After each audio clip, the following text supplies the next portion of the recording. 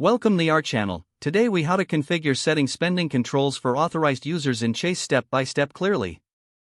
Log into your Chase online account. Navigate to the Account Services section. Select the account for which you want to set spending controls. Click on Manage Authorized Users. Find the authorized user you wish to set controls for and select their name.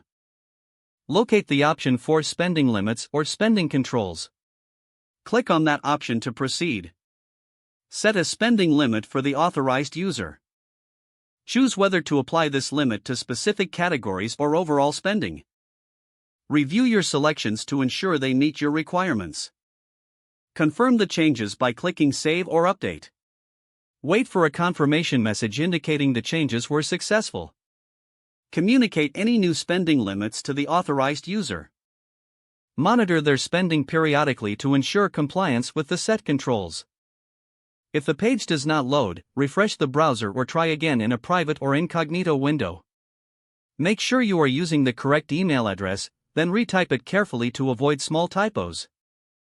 If your password is not accepted, use the reset option and create a new strong password you can remember. Check your spam folder for verification or security emails, then complete any requested confirmation steps. Enable two-factor authentication if available to improve account security and reduce unauthorized access risk. After signing in, review your profile details so your contact information and settings are accurate and current. If you see an error message, note it down and try again after restarting your device and internet connection. Log out when you finish, especially on shared devices, to keep your account and payment information secure. If the page does not load, refresh the browser or try again in a private or incognito window. Make sure you are using the correct email address, then retype it carefully to avoid small typos. If your password is not accepted, use the reset option and create a new strong password you can remember.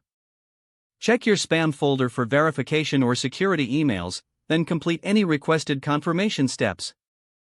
Enable two-factor authentication if available to improve account security and reduce unauthorized access risk. After signing in, review your profile details so your contact information and settings are accurate and current.